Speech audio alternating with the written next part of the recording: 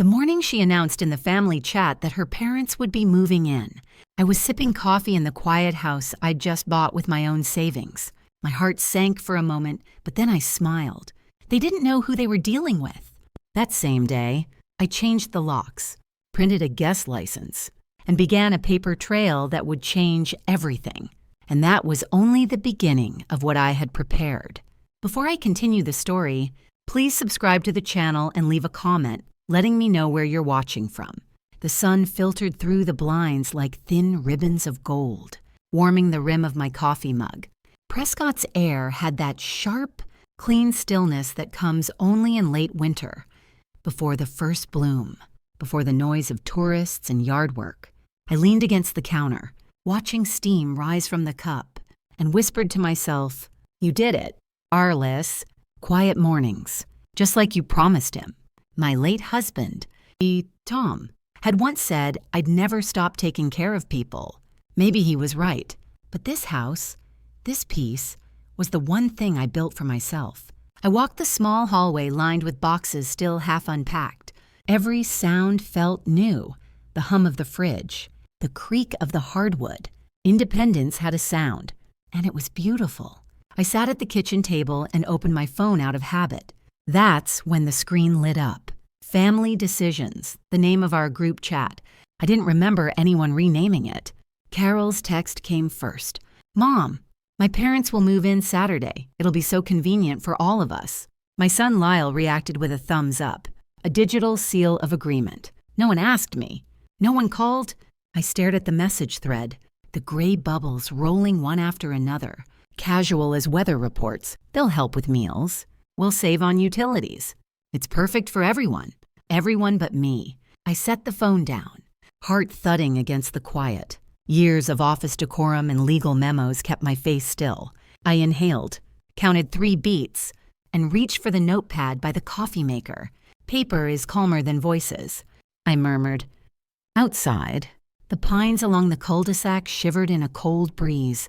I walked the perimeter of my small yard, 12 steps by the fence, 8 by the porch, breathing the way my therapist once taught me after Tom's funeral. Step, exhale, count. The world stayed quiet if you kept it orderly.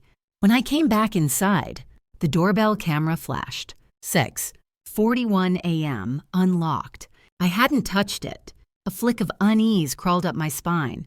I opened the smart lock app, scrolled the log, and froze. Unlocked. Guest code active. The spare key I'd left for Lyle's emergencies, gone. My thumb hovered over the keypad.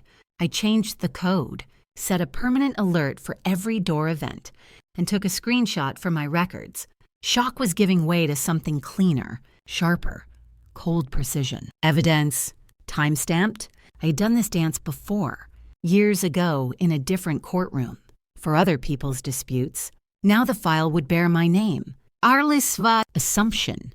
By 8:30, I was on the phone with the HOA office, asking about guest policies and overnight stays. The woman on the line gave me a polite, "We'll email that." Mrs. Crow. 10 minutes later, I called the title company. "Please send a digital copy of my deed," I said. My voice even. "Personal records." The printer hummed alive, spitting out 2 crisp pages. I slid them into a file marked House, Occupancy, and wrote the date neatly in the corner. My legal instincts, long dormant, stirred like old hounds catching a scent. At 9:30, I texted Lyle, "Who used my key this weekend?" His reply came fast. "Carol checked something. It's fine." It wasn't. I typed those words, stared at them, then deleted them. Instead, I wrote, "Let's talk tonight." My fingers trembled only once before hitting send. By noon, I had cleared the dining table and laid out stationery. I wrote a single line on the top page. My house, my rules, written down. Then I slipped off my wedding ring and placed it in the small porcelain dish beside me. Tom's memory didn't need to stand guard over this battle. As I signed my name and dated the page, the sun angled high, gleaming off the ink like quiet approval. I didn't raise my voice. I didn't beg to be respected. I just started the paper trail. The rain started before sunrise, soft but persistent, turning the roof into a low drumbeat. I moved through the kitchen in my robe, pouring hot water over a tea bag and glancing at the clipboard on the entry table, the one that read, "Guest license in clean." Centered font, it looked almost official, though I'd made it myself last night. The house felt larger than usual, echoing with that particular kind of quiet that happens before company arrives. I folded 3 towels and labeled them discreetly. Guest. The others, in my linen cabinet, bore small blue stitches A.M. for my name alone. The keys, once on a hook near the door, now sat locked inside my desk. Even the spice cabinet had a note, owner only. I sipped my tea and watched condensation slide down the window, a calm before the knock. By noon, the sound arrived. Tires crunching wet gravel, engines cutting out, doors slamming shut. I wiped my hands on a dish towel and opened the blinds. 2 cars, 4 people, 6 suitcases. Carol emerged first, wearing that bright smile people reserve for public kindness. Lyle followed, his posture apologetic before the apology. Behind them came Carol's parents, Israel, solid and talkative, and Diane, already glancing at her reflection in the window. "Mom," Carol called, stepping through the door without waiting. "We'll take the guest room. It's closest to the kitchen." Her voice filled the hallway like perfume, sweet but overpowering. "Welcome," I said, steady as a clerk. "Before you settle in, please sign the guest form. HOA requires it for insurance." Israel chuckled, dropping his bag by the couch.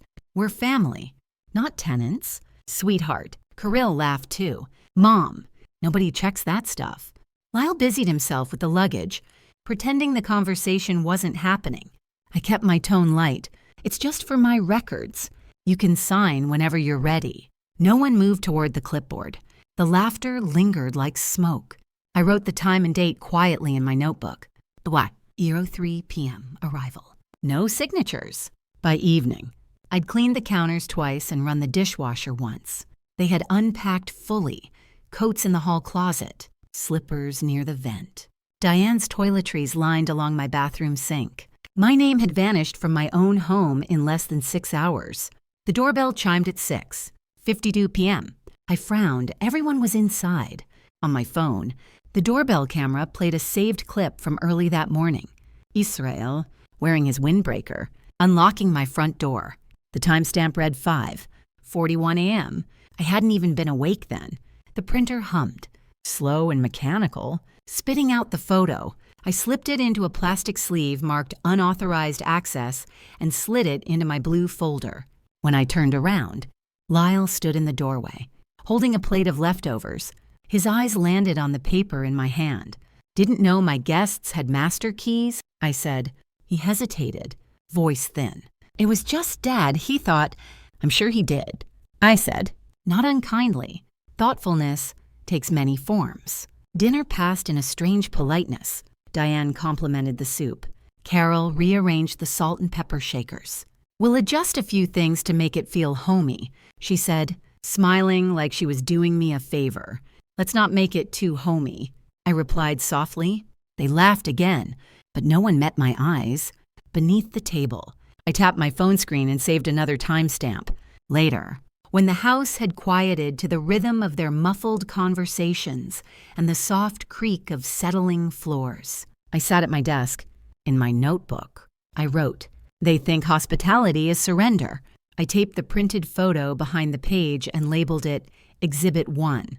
The pen didn't tremble. I double-locked the study door. Outside, rain streaked across the windows in silver ribbons. I stood there for a moment, the lamp's glow touching the frame of my reflection. "You don't fix disrespect with noise," I whispered. "You fix it with paper." The drive into town smelled of wet pine and thawing dirt. That clean scent after days of drizzle. Prescott looked polished again, its courthouse square bright under Monday's first dry sunlight. I parked near the corner law office with the old brick facade and gold lettering that hadn't changed since the 80s. Inside, the air carried that faint mix of lemon polish and paper, the smell of reason. Adnan looked up from his desk, reading glasses halfway down his nose. "Arliss Rollins," he said, smiling, Haven't seen you since we both thought filing cabinets were eternal. I still think they are, I said. They just hum louder now. He gestured for me to sit. I told him everything, briefly, without emotion. The group chat, the uninvited move-in, the missing key, the camera footage. Adnan listened like a man who'd heard 100 small injustices bloom into lawsuits. When I finished, he said quietly, "Let's make sure the records reflect the truth." I nodded. Paper doesn't lie. By mid-morning, the document was ready. Adnan slid it toward me. Revocable living trust. Sole trustee, Arliskei, Rollins. Beneath it, a notary seal shimmered faintly under the light. He handed me the pen. "This confirms you are sole owner and trustee. No cohabitant, family or otherwise, has rights or claims unless expressly granted." I signed my name with careful strokes. Looped A, steady R, the seal pressed into the corner of the page, leaving its quiet watermark. Not to be modified without owner's consent.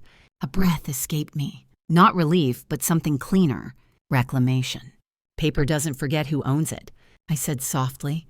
Adnan smiled. It never does. Before I left, he added, "Let's check your insurance file, too. It'll back the trust with policy terms. No long-term guests covered under a residential plan. Want me to print it? Please." He stapled the policy summary to a copy of the trust and slid it into a thick envelope. The language was crisp, dry enough to make even chaos sound civilized. I tucked the packet into my blue folder labeled House, Occupancy, the same one that had started with a photo of an unauthorized key. When I left, sunlight was breaking through the courthouse trees. At the title company, the waiting area smelled faintly of toner and peppermint. A young clerk named Dana typed my name into her computer and turned the monitor slightly toward me. "Verification page," I asked. "Of course." She hit print. The page emerged, crisp and official. Primary owner, Arliskei, Rollins. "May I have that sealed?" She reached for the brass embosser, pressing it firmly into the lower right corner. The metal seal caught the light, a small, perfect circle of authority. I smiled politely. Funny how control looks like a stamp. Dana grinned. And a signature. Walking back to my car.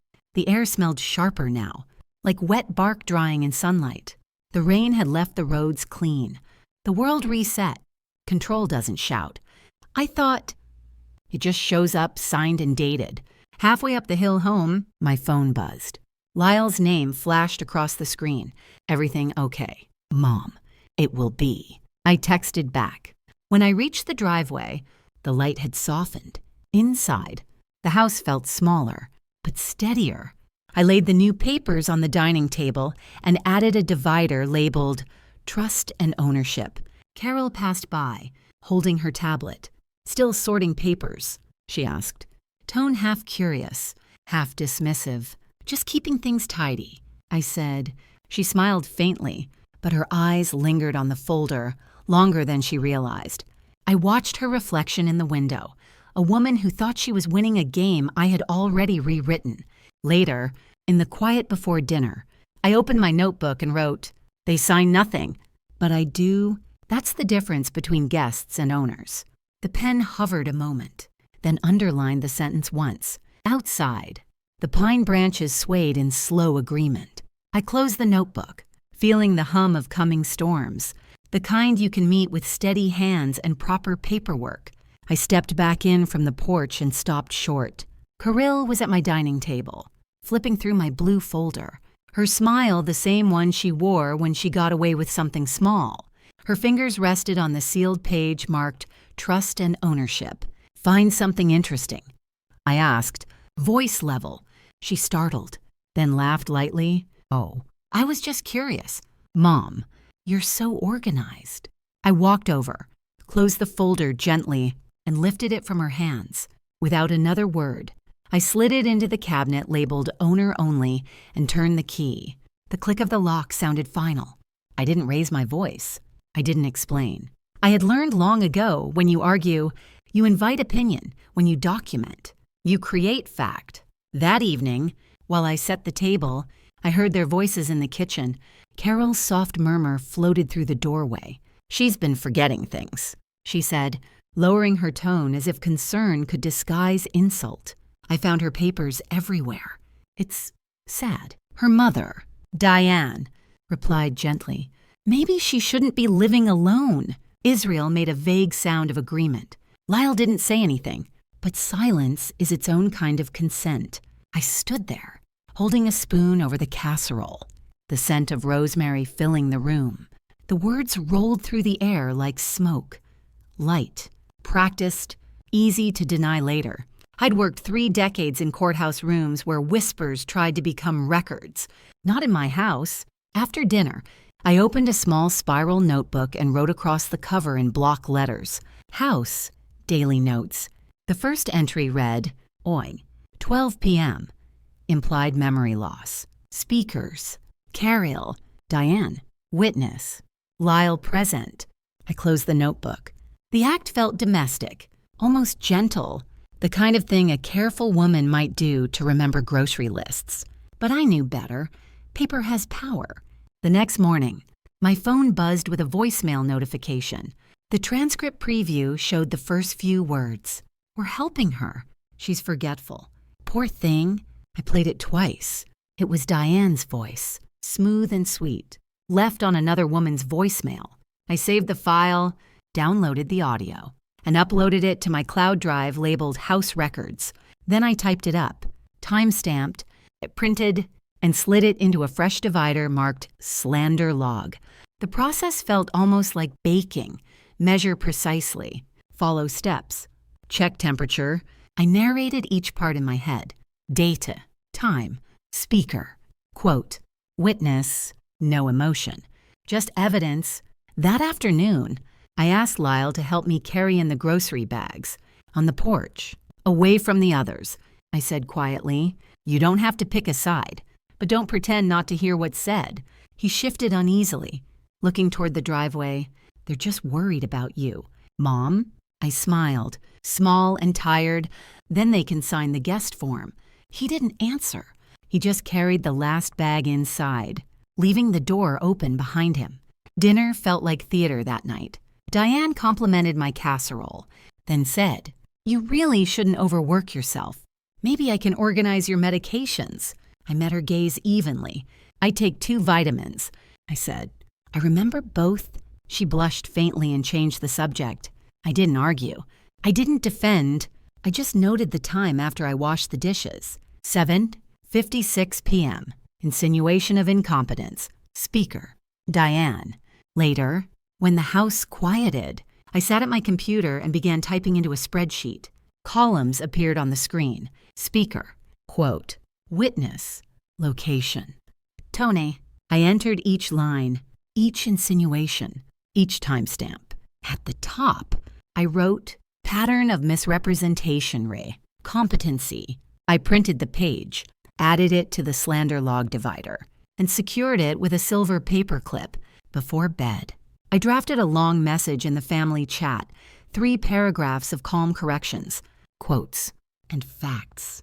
My thumb hovered over send. Then I deleted it. Instead, I wrote, tomorrow I'll attend the Ocho Way meeting. Anyone who wants to understand the rules is welcome. I set my phone face down, switched off the lamp, and glanced at the cabinet with its quiet stack of papers. Whispers may float, but paper settles. The community hall smelled like coffee and toner, the familiar perfume of bureaucracy. Folding chairs creaked in uneven rhythm as people settled in. I took a seat near the back. Blue folder balanced on my lap, its spine warm from my hand. Carol and her parents entered late, chatting as if they were walking into brunch. Diane waved broadly. Israel gave a loud greeting to no one in particular.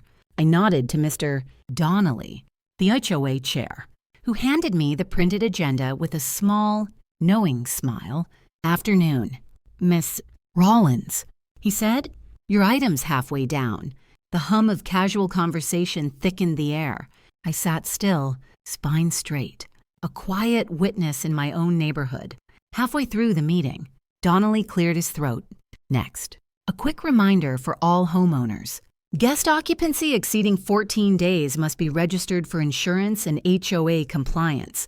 A few neighbors murmured politely, but Carol laughed outright. That's silly, she said brightly. We're family, not guests. Her voice carried farther than she realized. I leaned forward just enough for my voice to carry back. That's exactly why I asked for clarification last week. The room stilled. Donnelly nodded, flipping a sheet of paper. Yes, that inquiry came from Mrs. Rollins. Thank you for prompting the review. He handed me a printed clause with my name typed neatly as the requester. Clause 7. 2. 14. He said, guests staying longer than 14 days must be registered with the HOA office. It's for liability coverage. No exceptions, family or not. A ripple of whispers circled the room. I caught Carol's quick glance toward her mother. The color in her cheeks rose. Mom didn't mean to embarrass us, she said softly, though her tone carried an edge. Embarrassment requires guilt. Dear, I replied, smiling faintly. Israel tried to laugh it off. We just believe in community spirit. Families should be welcome. Donnelly nodded politely but answered, community spirit doesn't replace documentation. Documentation is part of ownership. I noted the phrase in my mind. Part of ownership. Then came the moment no one had scripted. A neighbor, Mrs. Vega, raised her hand. Didn't your daughter-in-law's parents already move in? Diane's voice faltered. Just a few nights.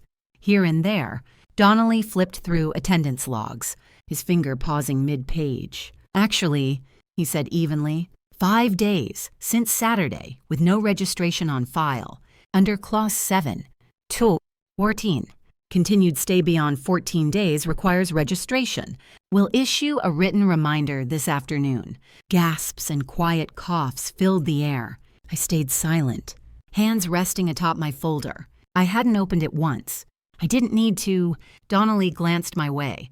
Homeowner is within rights to enforce occupancy limits. The words landed like a quiet verdict. When the meeting adjourned, a couple of neighbors stopped to pat my shoulder. Good for you, Mrs. Rollins, one said.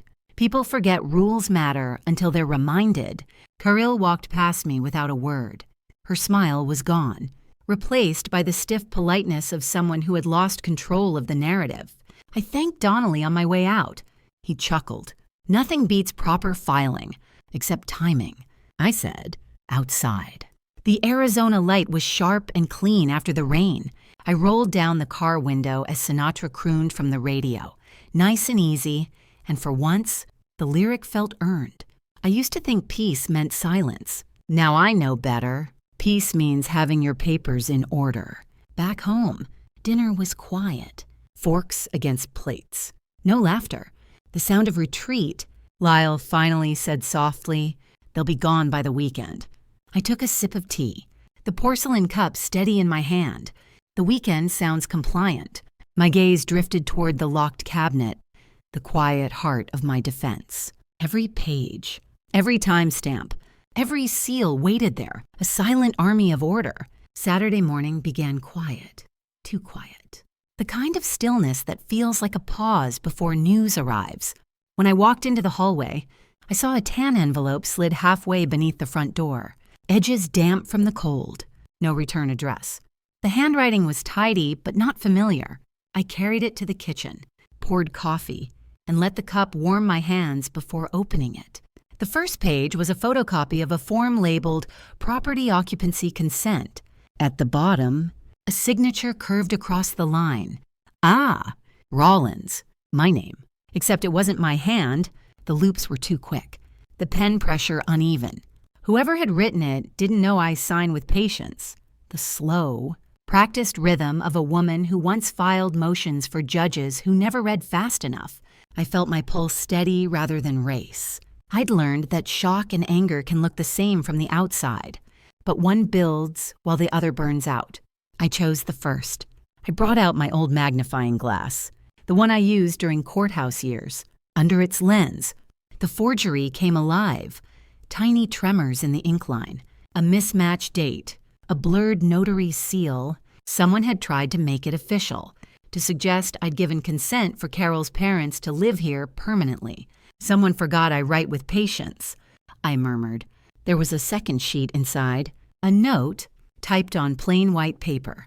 Check the county records Monday before they do. No signature, no explanation. I leaned back in my chair, mind turning like a card index. Donnelly, possibly a neighbor who overheard something. Maybe, or Lyle. Guilt sometimes chooses confession in disguise. I folded the papers carefully and slid them into a red folder, labeling it in black pen. Evidence A. Then I copied every page, stamped the time and date on the corner, and placed the duplicates in my blue folder. Before noon, I charged every camera in the house and tested the motion sensors on the doorbell app. The forged consent form wasn't just proof of betrayal, it was warning of escalation. When I looked out the window, Israel and Diane were moving boxes from their SUV into the garage. Then, curiously, they moved them back inside, rearranging, not departing. Guilt never drives straight, it circles. At brunch, I tested the air. Funny thing, I said lightly, buttering a biscuit. Someone slipped an envelope under my door this morning. Diane blinked. An envelope. Oh my. People and their junk mail. Carol's knife froze mid-slice on a pear. What was inside? Nothing important, I said. Just some papers.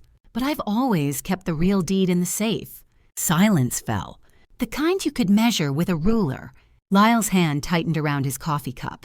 He knew something, and that was all I needed. When they left the table, I went straight to my office. I scanned the forged document into my secure drive, named the file Fake Consent 1, PDF, and emailed it to Adnan with the subject line, Possible Tampering. Then I logged into the county records portal. No filing yet, but there it was, a draft request sitting in the system. Someone had started to upload a consent form with my name. They hadn't filed it yet, but they had tried. My hands were steady as I clicked print. Each page slid out with the soft whir of confirmation. By evening, clouds thickened outside, pressing low over the pines. I poured wine into a glass, but didn't drink it.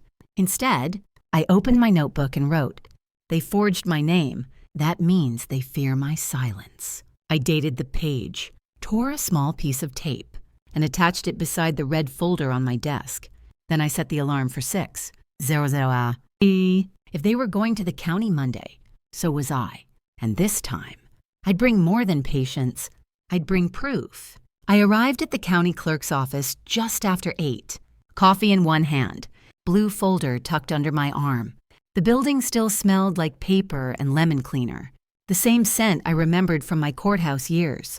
Behind the counter, Nancy looked up from her monitor and smiled. Well, if it isn't my favorite paralegal turned homeowner, she said. Morning. Nancy, I need to review any recent submissions for my property parcel number. She nodded, typing quickly. The sound of her keyboard was steady, rhythmic, comforting, almost like an old song I knew the lyrics to. Her brows drew together. That's odd, she murmured. There was a file attempt over the weekend.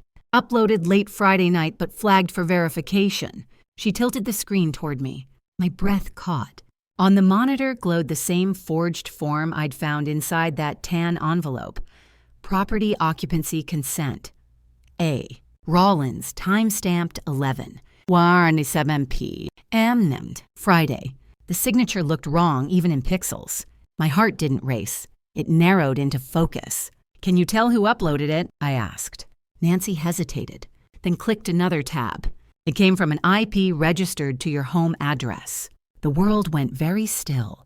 The hum of the printer, the buzz of the fluorescent lights, all of it faded into a cold, white silence. I exhaled slowly. Could you print certified copies of the upload log, the timestamp, and that document? Of course. She began printing, stamping, signing. The old courthouse rhythm between us returned. Her ink, my quiet, as she notarized the final page. She chuckled softly. You always did like things official. Official is safer than emotional, I said.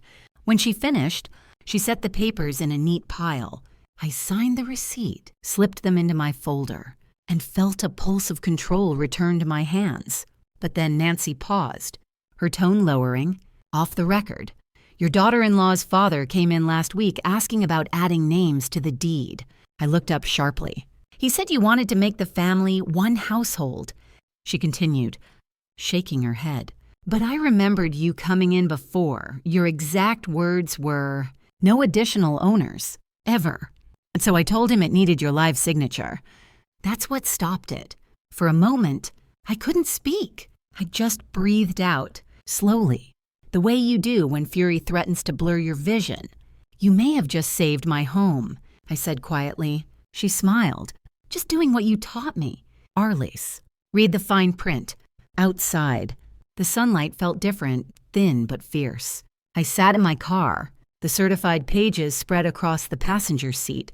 My name gleamed at the bottom of each page, spelled wrong in the forgery.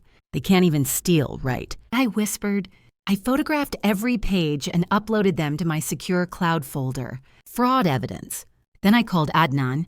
The forgery reached the county. I told him. They used my Wi-Fi. He was silent for a beat. Then, that's felony level. Arliss. Don't confront them yet. Let me draft a letter. They'll be served. Not warned. Good, I said. They prefer surprises. I'll give them one with a return receipt. A small bird landed on the hood of my car, its claws tapping lightly against the metal. For some reason, that simple rhythm felt like reassurance, tiny and persistent, the way truth always shows up. Driving home, the desert light shifted, sharp and silver between the pines. My voice, quiet but steady, carried the thought, meant for anyone listening. When someone thinks they're winning, they leave fingerprints everywhere. I smiled faintly, and all I have to do is stay very, very quiet. The road curved toward my neighborhood. Ahead waited the unlocked door, the familiar voices, the next test. But I wasn't afraid of noise anymore. I had the proof and the patience to outlast all of it. When I pulled into the driveway, the engine still ticked from the drive back from the county office. The air smelled faintly of rain and desert dust. I noticed the front door was ajar, open just enough to let voices slip through. She keeps everything in that blue folder, Carol's voice said. Her tone was sharp, impatient. She'll never notice if we make a copy, Diane replied. I stopped cold on the porch. The phone was already in my hand. I pressed record out of habit, not malice. Old courthouse instincts never die. I took a slow breath and stepped closer, letting the screen door creak just enough to announce me. The talking stopped. Carol turned first, a practiced smile stretching too late across her face. Oh, Mom, you're back early. Yes, I said evenly, setting the blue folder on the counter. And you've been busy. The silence that followed had shape. It filled every corner of that kitchen. Lyle appeared in the doorway behind them, holding his phone like a shield. Why are you spying on us? Carol snapped. I could ask the same, I replied, about whoever used my Wi-Fi to forge my name. The words hung there, solid as stone. Diane's hand trembled around her coffee mug. Lyle's eyes darted from me to the folder. You don't know what you're talking about, Carol said too quickly. Oh, I do. I opened the folder and slid a notarized document toward her. The county clerk showed me this morning. Uploaded from my home network at 11, 47 p.m. Friday. Forged consent for occupancy. Lyle went pale. Carol's mouth opened, closed, then flared with anger. You're overreacting. Forgery isn't an overreaction, I said, calm and deliberate. It's a felony. My phone sat beside the papers, its red recording light quietly glowing. Diane tried to speak, but the words came out thin. It was just to clarify things, then clarify this, I said, pressing play on my phone. Her own voice filled the kitchen. Once it's filed, she can't undo it. The sound echoed against the tile walls, cutting through every excuse. Lyle's voice was a whisper. Mom, I didn't know. I met his eyes. You should have. The silence that followed was longer than any argument. It wasn't the kind that begged to be filled. It was the kind that ends things. I gathered the documents back into the folder and said, You'll remove your things by tomorrow. The locks will change Tuesday. Carol's face twisted. You can't just... Loyalty. I interrupted softly. Doesn't sign my name without asking. No one spoke as I walked out. Behind me, I heard Carol's voice crack, trembling between rage and fear. She recorded everything. Without turning, I said, everything worth remembering. Outside, the wind was cool and dry. It smelled of pine and dust and something clean, like air after a storm. I sat on the porch bench beneath the old pine, the blue folder on my lap. I opened my notebook and wrote, admitted confrontation recorded, saved, backed up, then, quietly to myself, I added, truth doesn't need to shout, it just needs proof. The wind carried the scent of rain again, and for the first time in weeks, I felt peace that didn't depend on anyone's apology. Inside, I could hear drawers opening, boxes shifting. Movement meant motion, and motion meant change. By sunset, I knew the fight was over, though the wounds would linger like echoes in those empty rooms. Still, I had what mattered most: my home, my name, and a paper trail strong enough to stand on. The morning wore its quiet like a pressed shirt, too neat, too deliberate. Their van still squatted in my driveway, a reminder that silence can be strategy. I laid my folders on the kitchen table in a small, orderly stack. Trust and ownership, slander log.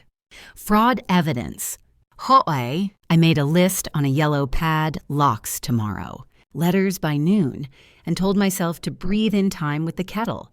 When the doorbell rang, 2 measured chimes. Not family. I already knew where I'd set the blue folder so it could speak first. A woman stood on the porch with a state badge clipped to her blazer. Good afternoon. Kia Samsel. Rollins. I'm Margaret Willows with Adult Protective Services. Her smile was professional, not unkind. We received a concern about possible cognitive decline and undue influence. Would you have a few minutes? I do, I said, stepping back to let her in. I also have coffee and paperwork. I placed the blue folder on the dining table. Open to the first divider, humiliation flared and died like a match. I'd been in too many rooms where embarrassment was a tactic. I preferred records. Margaret glanced around the entryway, taking in the labeled key hooks and the clipboard by the door. She followed me toward the kitchen, shoes quiet on tile. I appreciate your cooperation. These visits can feel intrusive. They can, I said, and they can also be clarifying. We started with a simple walkthrough. I opened the fridge, eggs, greens, leftovers in clear containers, each with a date on painter's tape. 2 vitamins sat in a shallow dish by the sink, next to a note to myself about the HOA meeting from last week. The calendar on the wall had blocks circled in red. Gardener on Wednesday, locksmith Tuesday, book club Friday. On the counter, a tidy stack of paid utility bills, paper clipped with their stubs. In my study, a locked cabinet labeled owner only. I said the words without apology. Back at the table, I slid her the notarized upload log, the flagged consent form, and my notes, times, quotes. Who stood where? Who looked down? Then the HOA clause Donnelly had read aloud. Then the trust Adnan stamped, the seal still faintly raised under my thumb. Margaret read quietly, head bent, pen tapping once on the margin. This is unusually thorough, she said. I worked 30 years in rooms where only paper was believed. I answered. I got in the habit of writing truth down before someone else rewrote it. She asked if she could make copies. I smiled and handed her a manila envelope I'd prepared that morning. Logs, transcripts, the seal and signature pages, each with a cover sheet. I thought you might, I said. Her eyes lifted just enough to register that she understood me, woman to woman, professional to professional. Through the window above the sink, I caught sight of Israel and Diane at the curb. Heads bent over a phone. The van door was open. A plastic bin sat half in, half out, like a decision no one wanted to own. I lowered the blind 2 inches. Margaret followed my glance and didn't ask. May I walk the exterior? She said. Of course. I handed her a spare umbrella and watched from the doorway as she checked the back steps, the trash bins, the side gate. When she returned, rain had speckled her blazer shoulders. Miss Rollins, she said, setting the umbrella in the stand. I can't discuss any reporting party, but I can tell you this. Competence isn't just memory. It's judgment, planning, execution. What I see here is clarity. Thank you, I said, because dignity asks you to say it even when you shouldn't have to. We sat for coffee. She took hers black. I poured mine with a little milk, then pushed the sugar bowl toward her out of habit. People panic when they lose access to someone else's keys, she said, casual as weather. I nodded and filed the sentence in my mind the way I file everything. Subject, verb, object, truth. After a few more questions, a routine checklist about finances, support system, safety, she rose, tucking the envelope under her arm. Preliminary note will read. No concerns at this time. You'll receive closure in writing. Understood. At the door, I added, if anyone asks, I prefer contact in writing as well. She gave a small, knowing smile and left. On the porch, my next-door neighbor, Ruth, hovered at the fence with a grocery bag bowed by lemons. She waved like a woman debating whether to intrude. Come on over. I called. She stepped through the side gate. Rain glossing her silver hair. I heard voices. She said gently, thought you might like these. Thank you. I took the bag and set it on the bench. She glanced at the driveway, then back to me. Arliss, I should tell you something. Her voice dropped. I'm the one who slid that envelope under your door. She swallowed. I was up late with the dog last Friday. I saw someone through your front window, copying a signature. The porch light was off, but the screen lit them from the side. Tall man, dark jacket. The time was 11:30ish. I wrote it down. My fingers tightened around the lemon bag. Relief and fury braided together in my chest. Ruth, may I record your statement? Just the facts, time. What you saw, where you were standing. She straightened, eyes clear. Yes, I don't like trouble, but I like wrong even less. We sat at the porch table. I opened the voice memo app. She spoke slowly, carefully, as if laying a foundation brick by brick. When she finished, I thanked her and offered to walk her home, but she shook her head. I'll be fine, she said, touching my arm. You keep doing that paper magic of yours. Inside, the house felt quieter, but not hollow. I typed Ruth's statement, added the audio file name, and printed it with a header. Witness neighbor observation, late night. Front window. I punched 3 holes and slid it into a new divider labeled Witness. Margaret's card went behind it, with the note she'd promised to send. On my pad, I wrote, APS, prelim clear, witness secured. Next, letters. At the window, Israel and Diane were still at the curb, talking into their phone with the muffled body language of people who sense an ending they didn't plan. I closed the blind the rest of the way and set 2 fresh envelopes by the printer. Cease and desist and notice to vacate. The lemon scent drifted after me as I moved through the rooms, checking drawers, counting spare keys, listening for anything that sounded like excuse or panic. I made something simple for lunch, toast, an egg, a few slices of tomato, and ate standing up, like I used to between filings. The normalcy of it steadied me more than any speech could have. By the time I rinsed the plate and set it in the rack, I could feel my heartbeat calm down to an even, workable tempo. The blue folder sat on the entry table where guests first see it. I left it open this time, the trust on the left, the upload log on the right, the witness statement in front, clipped neat. It wasn't a threat. It was a mirror. Before bed, I set out tomorrow's clothes, placed a fresh pen in my purse, and printed the address labels for each letter. My hand was steady.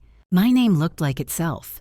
When I switched off the lamp, the house felt like mine again, not because it was empty of conflict, but because the boundaries had words and dates on them. In the dark, I whispered a simple grace I've said 1,000 times since my husband died. Thank you for the strength to be quiet and the courage to be clear. Outside, the van's dome light winked on and off, a nervous heartbeat in the driveway. Inside, I slept. Blue folder closed. Answers ready to be opened in the morning. By noon on Wednesday, I had both envelopes laid out on the dining table. The first read, cease and desist in clean block letters. The second, notice to vacate, 72 hours per HO insurance. I wrote the date and time in the upper right corner, the way we used to mark filings at the courthouse. The ink looked sharp against the paper, decisive. I called the process server, a man named Tate with a steady voice. He confirmed he could deliver both before 3.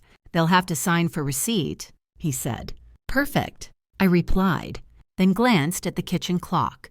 The second hand swept across 12, and in my head, a timer began to tick. By 2 o'clock, Tate's truck rolled into the driveway. I stayed on the porch, coffee cup in one hand, phone recording quietly in my pocket. The van was still there. Carol stood by the open trunk, folding clothes into neat piles like she meant to leave but couldn't decide how. Diane hovered nearby, arms crossed, eyes sharp. Tate stepped forward with professional calm. Are you Mrs. Carol Rollins? Yes, she said cautiously. He handed her an envelope. And Mrs. Diane Keller. Diane reached for hers, confused. You've been formally notified, Tate said, nodding once before turning away.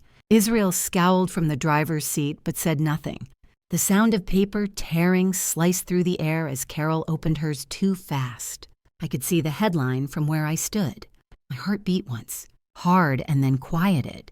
I whispered under my breath, served. Minutes later, my phone began to buzz. A family group chat exploded. Lyle, how could you? Mom. Carol, we were trying to help you. Kirill, this looks like elder abuse. Diane, you'll regret this. People talk. I typed nothing.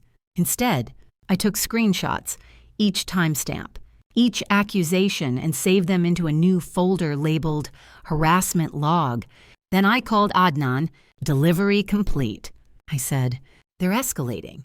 Send me the screenshots. He replied, within minutes. An email arrived from his office, a formal draft titled, No Contact Outside Counsel. Print and file it. He said, if they message again, forward it to me. Don't respond directly. I printed 3 copies, placed one in the blue folder, one in my desk drawer, and one on the entry table. Paper doesn't panic, it prepares. By late afternoon, I stepped out to bring in the mail. The air smelled faintly metallic, like rain on a coin. Through the van window, I heard Kirill on the phone, her voice rising. We'll petition for conservatorship. She's unfit. She's losing it. The words hit me like ice. I walked back inside, closed the door, and laid the APS note from yesterday beside the trust papers on the table. The note read clearly, preliminary finding, no concerns regarding competency. I whispered to myself, steady and low, paper first, feelings later. Then I dialed the non-emergency sheriff's line. I'd like to log service of a vacate notice, I said, and request a civil standby for enforcement. Friday morning. The dispatcher took my information, confirmed a case number, and repeated it twice. I wrote it down on a fresh divider labeled enforcement. My handwriting was neat, centered, proof of calm. Next, I called the locksmith I'd used before, Tuesday at 9. I said, bring a receipt book. He laughed. You're thorough. Habit, I said, and history. When the sun began to fall, I made dinner, simple chicken, 1 glass of water, no wine. The hallway hummed with whispers and the faint sound of zippers. Lyle lingered at the doorway, hesitant. This is going too far, Mom, he said. I turned off the stove, looked at him squarely, and answered, boundaries feel like betrayal to those who benefit from none. He didn't reply, just turned and walked away, the sound of his footsteps heavier than before. I ate alone, the house quieter than it had been in months. There's a peculiar peace that comes after exhaustion, the kind that doesn't celebrate victory but accepts it. Later that night, I compiled a new packet, the APS note, the HOA clause, county upload logs, and a photo Tate had taken of the service in progress. On the cover page, I typed record of compliance, owner. I slipped it into the entry tray, visible to anyone who came through the door. It wasn't for show. It was insurance, the kind that doesn't expire. The clock in the living room ticked softly, each second marking progress toward the 72-hour deadline. I poured a cup of tea and sat by the window, watching the lights in the van flicker as they packed, or pretended to. My reflection stared back, steady, older, certain the timer had started, and for once, time was on my side. The morning light broke soft and amber across the kitchen floor. I noticed the white envelope before I even reached for the coffee pot.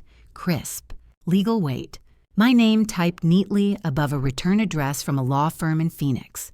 I set my mug down untouched and reached for my old brass letter opener. The paper split with a clean sigh. Inside, 2 pages of accusation dressed in formal phrasing. Wrongful eviction, emotional distress, elder neglect. The irony almost made me laugh. Almost. My hands stayed steady. I'd held worse letters before. Court summonses, death certificates, mortgage approvals that never came. This one was just paper pretending to have power. I called Adnan before the coffee cooled. They found a lawyer, I said. Of course they did. He replied, calm as always. I could hear the clack of his keyboard through the line. He asked me to read the first paragraph aloud. When I finished, he chuckled softly. They filed it too late. The notice clock started yesterday, and this doesn't pause it. We'll reply in kind. A few minutes later, his email arrived. Counterclaim notice, allegations of wrongful eviction. The language was surgical, each line citing documentation, APS clearance, forgery evidence, CHOA statutes. Reading it felt like slipping into armor I'd already forged myself. By late morning, I printed, signed, and sealed the counterclaim in a fresh envelope. I drove it to the county filing office, the same beige building where this had all started. The clerk looked up from her desk and smiled knowingly. Back again. Rollins, one more time, I said, sliding the envelope across the counter. This one's for peace. The thunk of the date stamp was oddly comforting, a small, final sound that meant I was no longer defending. I was defining. Back home, the phone buzzed before I even took off my coat. Lyle, you don't have to do this. Mom, she's scared.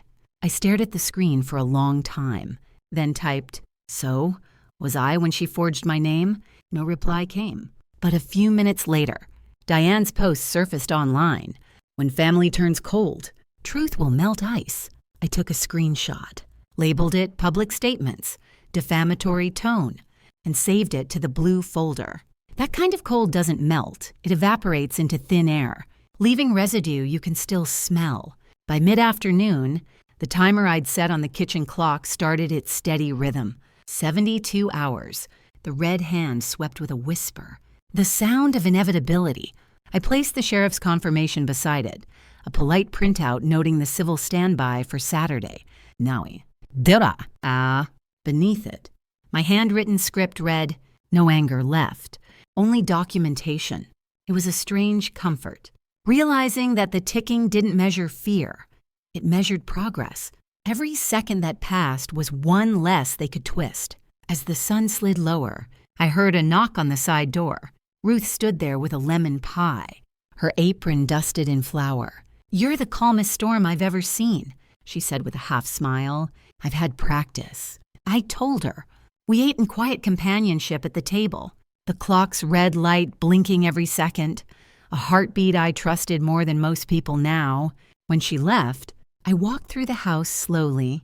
The rooms held that stillness that follows a decision, like a courtroom after the verdict, or a church after vows. I began to photograph each space, the kitchen, the study, the hallway, each timestamp automatically recorded, evidence for insurance, but also for memory. In the study, I packed everything into a waterproof binder, blue folder, witness statement, APS report, sheriff's standby confirmation. The binder clicked shut with a sound that felt like closure. Standing in the doorway, I whispered to the house, we're almost done. You and I, outside. The wind rustled through the pines. The van lights flickered once, like a sigh before departure. I turned off the kitchen lamp and let the ticking fill the silence. This wasn't revenge, it was restoration. Every form, Every photo, every page was a brick in the wall between me and chaos. By nightfall, I felt no anger, just the faint, steady pulse of resolve, the kind that doesn't need witnesses or applause. Tomorrow would bring its own noise, its own tactics. But the record was already written, the proof already printed, and the countdown already halfway done. And that, I thought, is what control truly sounds like. The sunrise came gold and certain over the Prescott Ridge. I poured coffee, watched the steam rise, and checked the kitchen clock. Date, 58 a.m. 2 minutes left. The air held that quiet tension before something irreversible. A sheriff's cruiser eased into the cul-de-sac, tires crunching over gravel. Deputy Ortiz stepped out, a broad-shouldered man with a calm face and clipboard in hand. "Good morning, ma'am," he said, tipping his hat. "You ready?" I nodded. "Been ready for 3 days." He smiled politely, then walked toward the front door. My heart beat slow. Steady, there was no thrill, no fear, just the sense of something being put back in order. Ortiz knocked twice on the guest room door. Carol's mother opened it, pale, clutching a tissue like it might change something. "You've been served." "Ma'am, time expired," he said evenly. Carol appeared behind her, eyes red, voice rising. "Mom, please." "Not like this." I stepped forward, hands folded in front of me. "I gave chances," I said softly. What I didn't give was permission. Israel hovered near the hall, muttering curses too quiet to count. Lyle stood frozen in the kitchen archway, caught between duty and guilt. For a moment, the whole house held its breath. Ortiz looked at me. "We'll give them time to gather their things." "Thank you," I said, and moved aside. Boxes scraped tile. Doors shut harder than they needed to. Someone dropped a picture frame. Glass cracked. A thin echo through the hall. I stayed by the doorway, watching the van fill with suitcases and the remnants of their claim. When it was done, Ortiz gave a brief nod. "All clear." "Ma'am." "Thank you." "Deputy." He hesitated, then added, "You handled that better than most." I managed a small smile. This house remembers everything. I just made sure the record does. 2. The van rolled away slowly, tail lights shrinking against the bright Arizona sky. Silence settled in its place. Not empty, just earned. That afternoon, while I folded the last stray towel, my phone chimed. A voicemail from Adult Protective Services. "Ms. Rollins." The woman's voice said, gentle but sure, "Your case has been officially marked unfounded." "Congratulations." I replayed it twice. The word unfounded felt heavier than I expected, like a door finally locking behind me. I printed the closure email, slid it into a new divider labeled Resolution, and placed it behind the blue folder's final tab. Paper had been my defense, but now it felt like grace. The rest of the day, I cleaned, opened every window, swept the kitchen floor, wiped the counters until the lemon scent filled the air again. It smelled the way it had the day I moved in. New, simple, unclaimed by noise. Ruth came by with 2 glasses of iced tea. "It's over," she asked. "Officially," I said. We sat on the porch, the shade cutting the brightness into something gentle. We didn't need to speak much. Sometimes silence isn't emptiness, it's respect. Later, I sat at my desk and began a letter to Lyle. "I don't hate you. I hate the silence that let others speak for us." I folded in a copy of the APS closure letter, the property deed, and a photo of him at 7, holding his father's hammer like it weighed as much as the world. I sealed the envelope but didn't stamp it. Some messages needed to rest before they traveled. As evening crept in, the pines outside shifted in the cooling wind. The house creaked softly, almost like it was breathing again. I stepped out onto the porch and watched the sky turn from gold to blue to violet. Surprises end. I whispered. Peace begins. I lit one porch lantern and left it burning, a small, steady light against the dark.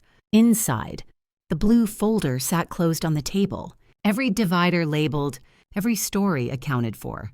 I had won nothing dramatic, nothing noisy, just the right to live in peace inside my own home. And for me, that was everything.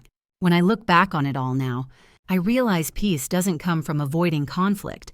It comes from knowing what you stand for and having the courage to protect it quietly. Every signature, every page I filed wasn't just about property. It was about self-respect, about showing that calm doesn't mean weakness, and silence doesn't mean surrender. Maybe you've faced something like this: people crossing lines, rewriting your boundaries, mistaking your kindness for permission. If my story reminds you of your own, then let it be proof. You can reclaim your voice without raising it. Paper trails, truth, and patience still matter in this world. Tell me, what lesson did you take from this? Have you ever had to defend your peace the hard way? I'd love to hear your story in the comments. If this video touched your heart, type 1 below or tell me where you're watching from. And if it didn't speak to you, share why. I read every thought. Don't forget to subscribe so you won't miss the next story. Because here, every tale is a reminder that dignity, no matter how quiet, is still power.